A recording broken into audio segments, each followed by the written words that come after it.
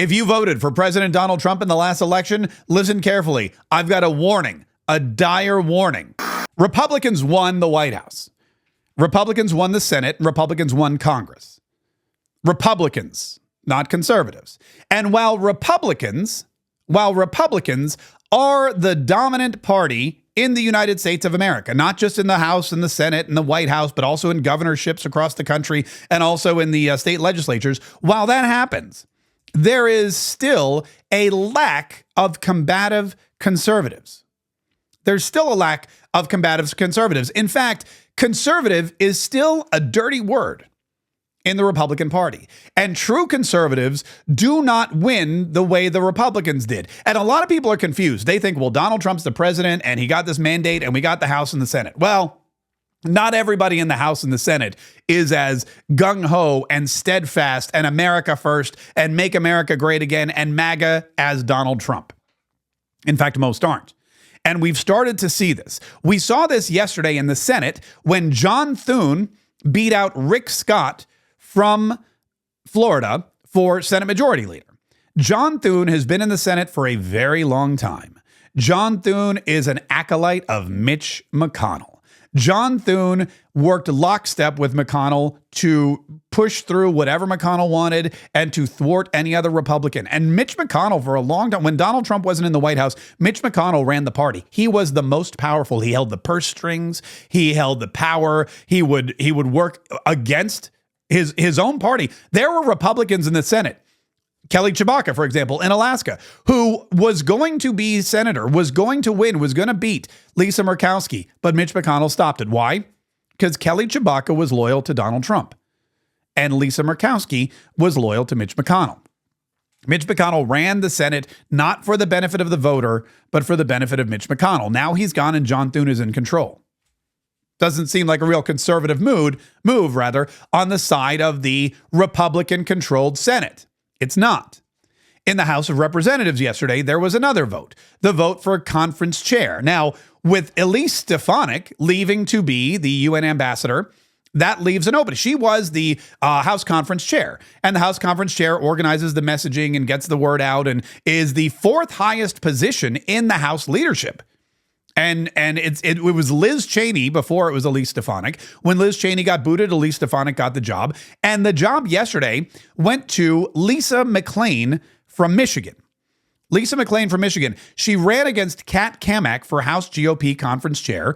And I was following along. I was texting people who were in the room. I was getting the lowdown. And Lisa McClain won the vote. She's now set to replace House Republican conference chair Elise Stefanik as the chamber's number 4 Republican. McClain will be the highest ranking new face in the House GOP leadership, with the top 3 leaders all staying in their roles. That is, of course, Mike Johnson, Steve Scalise, and the other one, Tom Emmer. McClain prevailed over Representative Kat Kamak in the race to replace Stefanik, whom Trump tapped to serve as the next ambassador to the UN. McClain and Kamak had just days to make their pitch to the conference as to why they should play a leading role in crafting the House GOP's messaging. McClain currently serves as conference secretary and touted her work to flip critical swing seats in Michigan. Now, Kat Kamak is from rural Florida, and Lisa McClain is from Michigan. Who do you think is more conservative? Who do you think is more conservative? The woman who worked for Ted Yoho, took over his seat, and is married to a first responder? Or Lisa McClain, who works in Michigan, a swing state where you have to be very close to the center to even get elected as a Republican? Why do you think Lisa McClain was chosen over Kat Kamak when clearly people believe that Donald Trump has the conservative majority in the Senate and the House, and he has a mandate from the American people to take his conservative America First agenda and make it the law of the land? Why is that? It's because in the House of Representatives, there are 218 Republicans, but there are not 218 conservatives. And I know because I texted one of these Congress people yesterday and I said, what gives? Why Lisa McClain and not Kat Kamak? Because we know Kat Kamak's conservative. We know that Kat Kamak would help to push through Donald Trump's agenda. And we know that Kat Kamak is not owned by any special interests. And they said Kat Kamak was dinged because she did not support earmarks. Also, she did not vote to kick George Santos out. That's directly from an elected member of Congress in the U.S. House of Representatives. They were in the room during the vote, and they texted me right after. And they said Kat Cammack did not win because she did not support earmarks, which you think is a good thing. And an earmark, for those of you that don't know, is like, for example, when you say, okay, we're going to put a border bill out there, and, we're going to earmark $60 billion for Ukraine. Ukraine has absolutely nothing to do with American border security, but we're going to put an earmark on there, and we're going to make it part of that. And it's typically not that big a thing. It's usually something that representatives do to help their districts. For example, there was a famous one where I think it was like a health care bill or something like that. And there was a representative from Georgia who tacked on $2.5 million to build a hiking trail in Georgia named after former First Lady Michelle Obama. So everybody goes in there thinking that they're voting for some health care bill. And then all of a sudden, they're also voting for $2.5 million taxpayer dollars to go to Georgia to build a hiking trail named after Michelle Obama. Those are the earmarks that Kat Cammack didn't support. She didn't want these workarounds. She didn't want these if you want funding, great, there's a process for it. Write a bill, bring it, and let's vote on it. She didn't want these hidden handouts of government cash, of taxpayer funds in earmarks. She doesn't support that. A lot of conservatives don't. And unfortunately, there's not as many conservatives in the House of Representatives. There's a lot more who love the earmarks. And that is why Kat Cammack lost the race. Also, she did not vote to eject George Santos, which boggles my mind. George Santos was under investigation by the Ethics Committee. He had not been charged with a crime.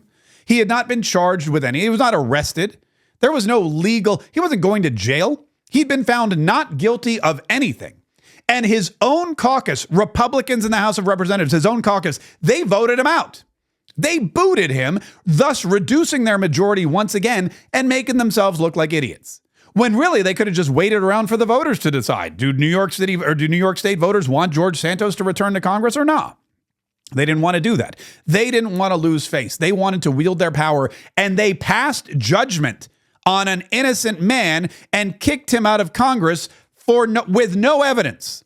Does that sound familiar? Yes, it's exactly what the Democrats have been trying to do and have been succeeding in doing to Donald Trump in New York and Georgia and in federal courts for years.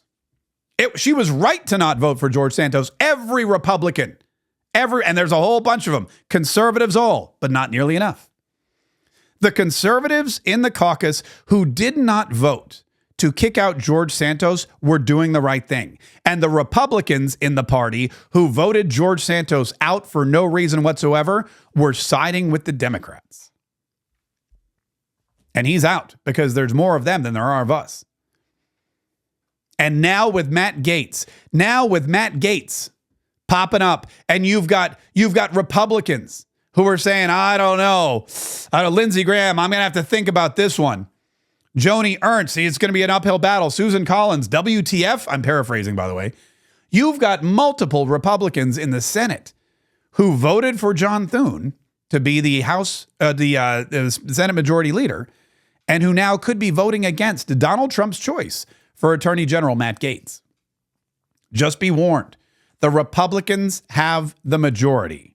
The conservatives do not.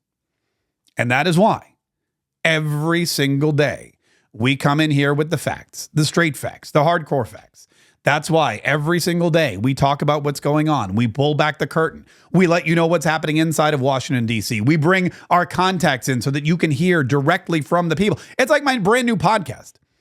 And for those of you, by the way, who've downloaded my brand new podcast, I really appreciate it. The 47 Daily is skyrocketing. We have thousands of listeners every single day. It's our 4th day today. We appreciate that. And that's not anything I have to do. It's because you want the truth. You want to know what's going on with Donald Trump. You want to know what's going on with the administration. You don't want the spin. You don't want the propaganda. You don't want the lies. You don't want the BS. And that's exactly what we bring you. If you haven't yet downloaded the 47 Daily, please do so.